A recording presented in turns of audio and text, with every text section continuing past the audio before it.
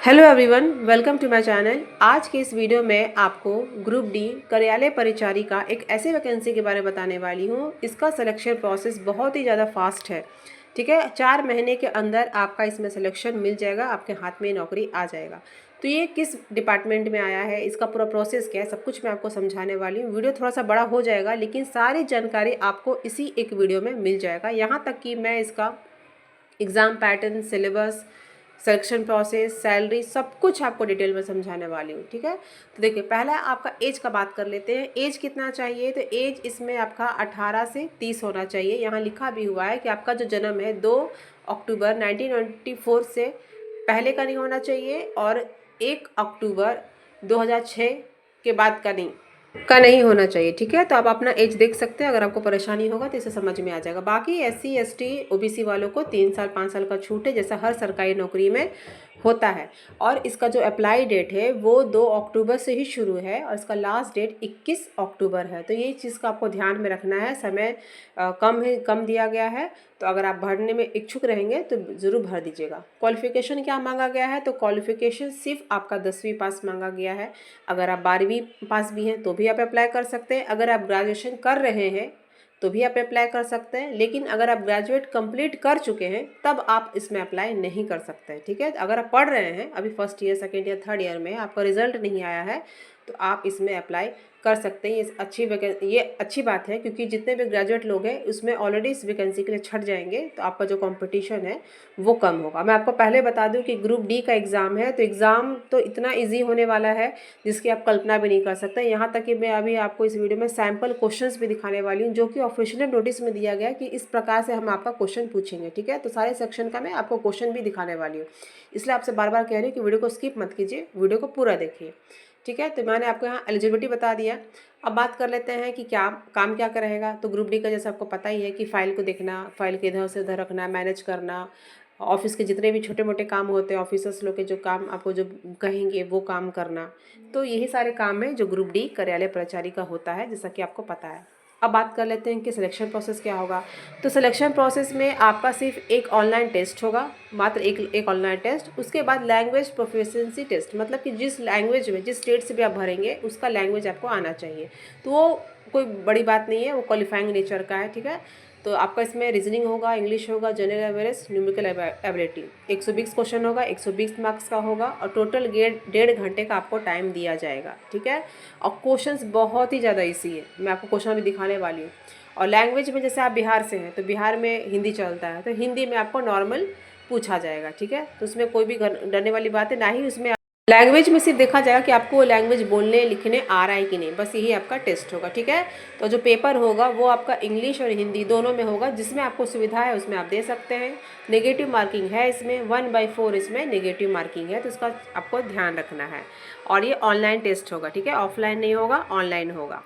उसके बाद बात कर लेते हैं फ़ी कितना लगेगा। तो फ़ी इसमें आपका, अगर आप SC ST PWD हैं तो आपका 50 रुपये है। बाकी किसी भी कैटेगरी से है, मेल फीमेल है, तो आपका 500 रुपये लगेगा। फ़ी थोड़ा सा ज़्यादा है, लेकिन इतना भी ज़्यादा भी नहीं है कि आप भर ना सकें, आप आराम से इसे भर सकते हैं। ठीक है, देखिए, फ़ीस तो वैसे भी हर एग्ज़ाम में आजकल इतना हो ही रहा है, तो ये कोई बड़ी बात नहीं। आपको तो मेंटली प्रिपेयर रहना है कि अगर मुझे कोई सरकारी नौकरी लेना है और मुझे फॉर्म भरना है तो इतने रुपए तो आपको लगेंगे ही लगेंगे।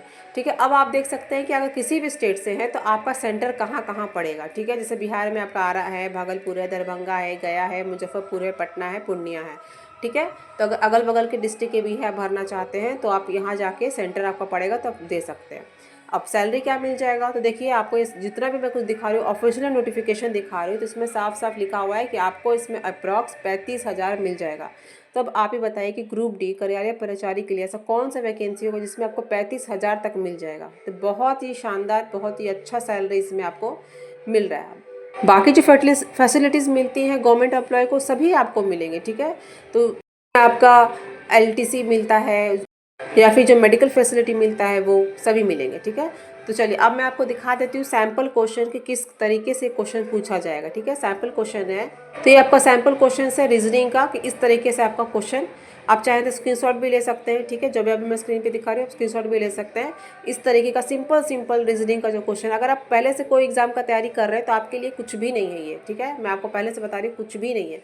हाँ, इस एग्ज़ाम का एग्ज़ाम डेट भी पहले से निकल के आ गया है कि ये आपको 21 नवंबर को एग्ज़ाम होगा। तभी मैं आपसे कह रही हूँ कि इसका सिलेक्शन 4 महीने के अंदर आपके हाथ में होगा। बहुत ही फास्ट इनका प्रोसेस होता है सिलेक्शन का, ठीक है।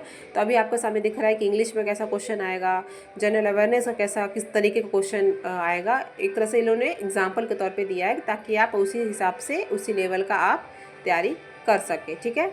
तो उसके बाद आपका आता है न्यूमेरिकल एबिलिटी। इसका मतलब है कि मैथ्स में भी आप देख लीजिए कि किस तरीके का क्वेश्चन यहाँ पे पूछा जाएगा। जो लोग भी अभी बिहार ग्रुप डी का तैयारी कर रहे हैं, सोच रहे हैं दिमाग में, वो लोग इस फॉर्म को तो ज़रूर भर के दे। मानते हैं कि हाँ तो वैकेंसी कम है, लेकिन भरने में कोई हर्ज नहीं है। हमेशा एक वैकेंसी का भरोसा नहीं रहना चाहिए। जितनी भी वैकेंसी आती है सबको एक बार ट्राई करना चाहिए। तो अब मैं आपको बताती हूँ कि किस डिपार्टमेंट में आया है। तो ये आपका आया है नाबार्ड में, national bank of agriculture and rural development, ठीक है।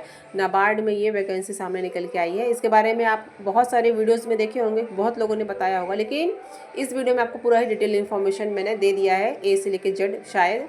उसके बाद अगर कुछ भी क्वेरी है तो आप कमेंट में पूछ सकते हैं, ठीक है। तो यहाँ पे ऑनलाइन एग्जामिनेशन है। उसके बाद आपका डेट है 2 से 21 अक्टूबर, ये सारे यहाँ पे आपको दिए हुए हैं। चलिए अब मैं आपको सिलेबस दिखा देती हूँ, ठीक है। सिलेबस आपका ये रहा।